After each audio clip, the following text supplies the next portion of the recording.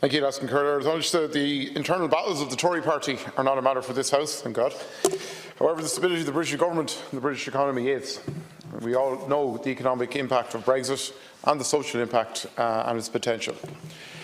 The staggeringly high stakes don't seem to bother many of those within the British political system.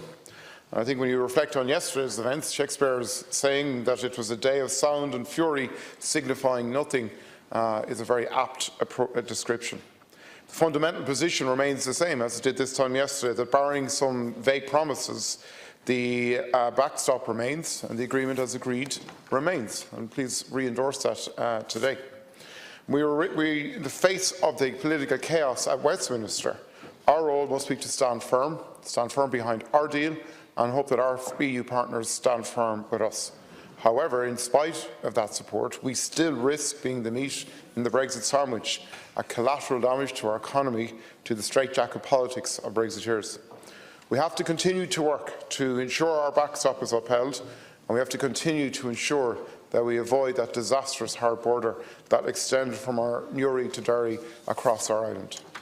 In contrast to the slow car crash chaos in the UK, we need to provide clarity and certainty here.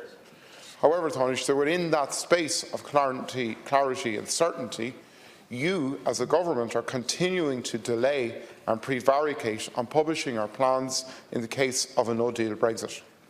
The protracted internal politics in the UK means that a no-deal Brexit is moving closer with every passing day. As of today, March 29, 2019 is a hard deal cliff-edge deadline. But even in the UK, and even amidst the chaos of politics there, they have actually produced detailed plans to address the prospect of a hard Brexit. They have more than 100 plans which are constantly being refined and updated. The EU Commission has 70 plans published and updated. The Irish Government has nothing. Not one. Zero. So, Tánaiste, how many plans has the Government actually commissioned? When will you publish the detailed no-deal plans so that all of our citizens can buy into those plans, can understand the consequences of a no-deal Brexit on their daily lives? And can you give a specific date for those plans to be published? And finally, are you concerned that by delaying the publication of those plans, you will undermine their ultimate effectiveness in terms of preparing the country, but more importantly, the people, for what may lie ahead? Deputy, and thanks for observing the time. Tánaiste, 3 minutes. Thank you. And can I thank the Deputy for raising this issue, because it's something that we will be coming back to over and over again in the coming weeks and months, I suspect. First of all, there is a European Council happening today and tomorrow, where there will be a genuine effort by EU leaders and by EU institutions to respond to the request of the British Prime Minister for more reassurance and clarity in relation to the backstop, which has been the focus of so much political tension in Westminster in recent days. But that cannot happen in a way that undermines the purpose of the backstop or its implementation. Nobody is talking about, and nobody is being asked to, by the British Prime Minister, to change the wording of the withdrawal agreement. What is being looked at now seriously is how a political declaration can be put together that is real, that provides reassurance for many in Westminster who need it, that the backstop represents no threat to them, no threat to the United Kingdom, and instead actually is about providing reassurance on the island of Ireland, consistent with the obligations of both the British and Irish governments in the context of protecting the Good Friday Agreement, that we can reassure people that under no circumstances in the future, as a result of Brexit, will there be border infrastructure re-emerging between the two jurisdictions on this island. In terms of contingency, Deputy, I think you know that there has been and continues to be a huge amount of work in preparation for all contingencies. Just to give you an example of some of those in the context of the work that we're doing with the European Commission, there have been sectoral seminars since the 15th of November whereby all 27 countries are working together with the European Commission. On the 15th of November on financial services, on the 27th of November on citizens and social security coordination, also on the 27th of November professional qualifications, intellectual property, company law, consumer protection. On the 29th of November, air transportation. Also on that day, other modes of transport in terms of road, rail and maritime issues. On the 4th of December, we had a specific meeting on Irish-specific issues with the Commission. On the 6th of December, a focus on SPS requirements, sanitary and phytosanitary requirements, on tariff rate quotas, on customs and import and export licensing. On the 12th of December, industrial goods, including pharmaceuticals and chemicals.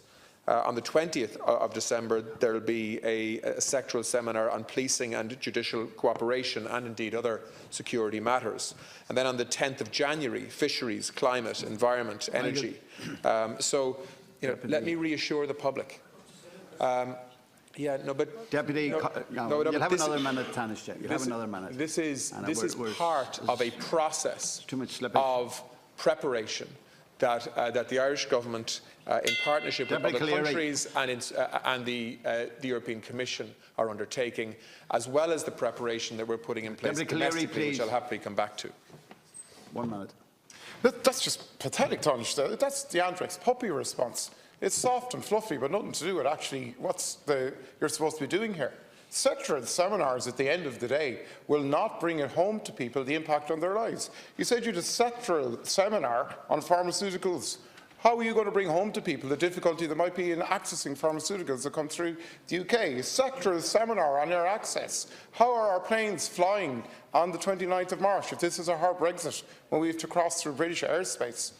Will you wake up and actually start engaging with people in the way previous governments engaged with people around the euro changeover, around Y2K, that people actually had an understanding and had a capacity to get ready in their own daily lives, in their own businesses for the challenges ahead. Sectoral seminars, for all their worth to those that go to them, aren't actually going to make a difference of bringing awareness to people of what's coming down. The British Government are getting this field ready for their people, 100 plans. The Commissioner gets 70 plans ready, and you've sectoral seminars.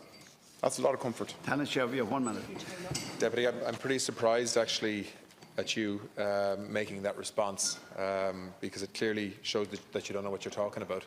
The point of sectoral seminars is that, as we have said on many occasions, we are working together with the European Commission, who have published 70 papers on behalf of all member states of the European Union, who are working together in areas of EU competence linked to Brexit. That's how this works. In relation to the areas where we have to put domestic preparation in place, as you will know, because we've briefed Fianna Fáil in detail on this, and other political parties, through the stakeholders group and in any other briefing sessions that have been requested, we have explained what we're doing in relation to ports and airports and other sectors. We have also been doing that with the people. I have personally been to all Bregsbo events, one in Cork, one in Galway, one in Limerick, one in Letterkenny, one in Monaghan, one in Dublin. I didn't see too many Fianna Fáil faces there, with respect. So we have been. Stop, deputies. We have been. We're going to move on. Deputy. That's actually not true, Matty. Deputy Pearse Doherty. We didn't. Listen, you can have your bilaterals elsewhere, but not here. Deputy Pearse Doherty. Deputy, perhaps if I could finish next week. I'm implementing the standing orders. Next week at Ceann Comhairle, we will publish a document on contingency. We will bring it to the stakeholders group, which is meeting on Thursday, and we will publish it after that meeting. And I will happily provide briefings in advance of that stakeholders meeting for political parties. Deputy Pearse Doherty. If they want that. You must have some.